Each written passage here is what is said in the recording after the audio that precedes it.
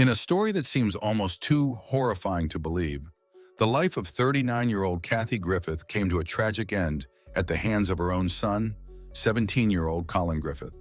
What makes this case even more shocking is the revelation that Collin had previously been accused of killing his father.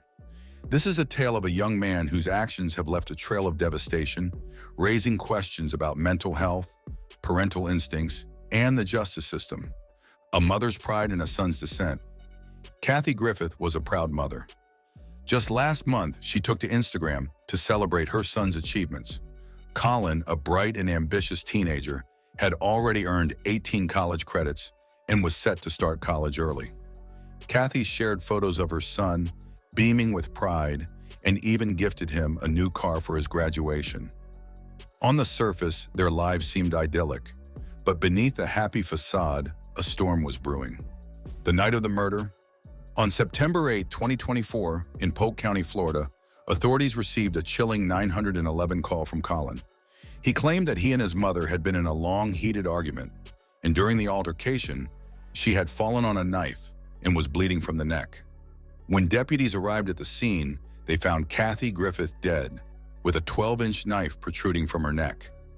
The blade had gone all the way through, a detail that immediately raised red flags.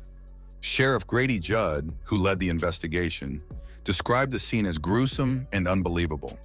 "When you look at this, you see a kid," Sheriff Judd said, "but when I look at him, I see a psychopath."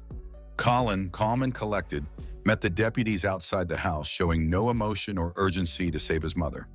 Instead, he coldly stated, "I know my rights. I want an attorney." A history of violence.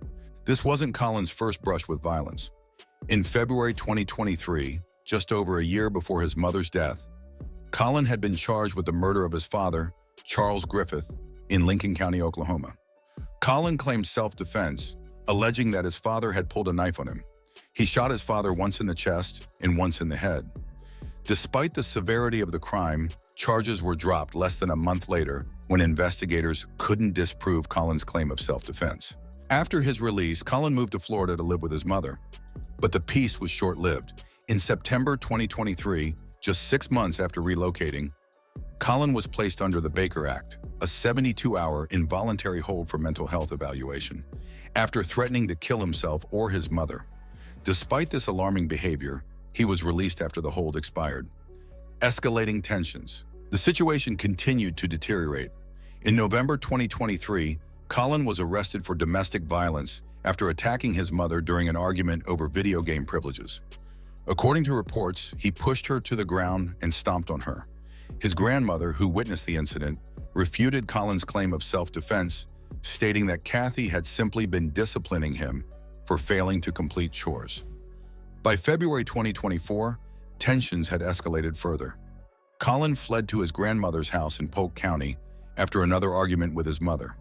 When Cathy arrived to bring him home, witnesses reported seeing Collin drag her into the house by her hair. Hours later, he made the fateful 911 call that would end in her death. A pattern of threats.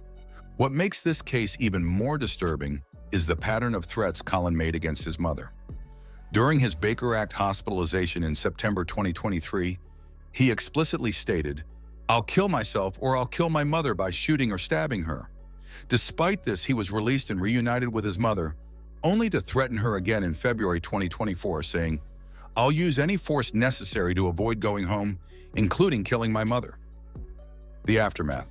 Collin Griffith has been charged with first-degree murder, kidnapping, and violation of a no-contact order. Sheriff Judd has urged prosecutors to try him as an adult, citing his history of violence and lack of remorse. "He's violent, he's dangerous, and he's shown zero remorse," Sheriff Judd said. "When you look at him, you see a kid, but I see a psychopath." The case has also prompted authorities in Oklahoma to revisit the investigation into Charles Griffith's death. "They may want to take a second look at that case," Sheriff Judd noted. A mother's final words.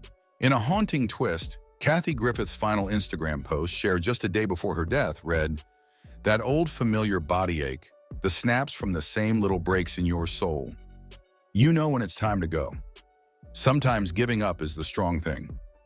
This poignant message, filled with a sense of resignation and weariness, stood in stark contrast to her usual upbeat posts celebrating her son's achievements and their family moments.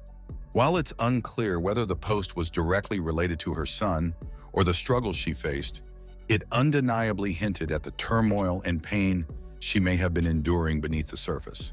The post has since become a chilling foreshadowing of the tragedy that would unfold, leaving many to wonder what Cathy was truly experiencing in her final days. Her words serve as a heartbreaking reminder of the hidden struggles people often face, even when their outward lives appear picture-perfect. Expert insights. Dr. Daniel Bober, a forensic psychiatrist, weighed in on the case, expressing his disbelief at the sequence of events. "It's really disturbing," Dr. Bober said, "when you consider that he had a similar event with his father just a year prior. It boggles the mind how something like this could happen again." Dr. Bober also highlighted the complexities of diagnosing mental health issues in teenagers. While Sheriff Judd referred to Collin as a psychopath, Dr. Bober cautioned that the situation is more nuanced. "Psychopathy isn't a formal diagnosis for someone his age," he explained. "At 17, he might be diagnosed with conduct disorder, which can evolve into antisocial personality disorder in adulthood." The danger of social media facades. Cathy Griffith's Instagram paints a picture of a happy, proud mother celebrating her son's achievements. From graduation photos to 4th of July trips to Washington, D.C., and even a tour of the White House, her feed was filled with moments of joy. But as Dr. Bober pointed out, social media often masks the harsh realities of life. "This is the danger of social media," he said. "Everything looks good online, but things were clearly not okay." A call for better safeguards. This tragic case raises important questions about mental health care in the justice system. Despite multiple red flags, threats of violence, a history of aggression, and a prior accusation of murder, Collin was repeatedly released back into his mother's care. Dr. Bober emphasized the need for better safeguards. "After the first event, you would think there would have been better measures in place to prevent this from happening again," he said. Conclusion. The story of Collin Griffith is a harrowing reminder of the complexities of mental health, the limits of parental love, and the devastating consequences of unchecked violence. Cathy Griffith's life was cut short by the very person she loved and supported, leaving behind a trail of unanswered questions and unimaginable grief. As the legal proceedings unfold, one thing is clear: this case will continue to haunt those who hear it, serving as a stark warning about the dangers of ignoring warning signs and the importance of addressing mental health issues before it's too late. If you or someone you know is struggling with mental health issues or violent behavior, please seek help immediately. No one should have to face these challenges alone. Subscribe to this channel for more gripping stories and in-depth analyses of true crime cases that will leave you on the edge of your seat. Don't forget to hit the notification bell so you never miss an update. What are your thoughts on this case? Do you think the justice system failed Cathy Griffith by not intervening sooner? Let us know in the comments below.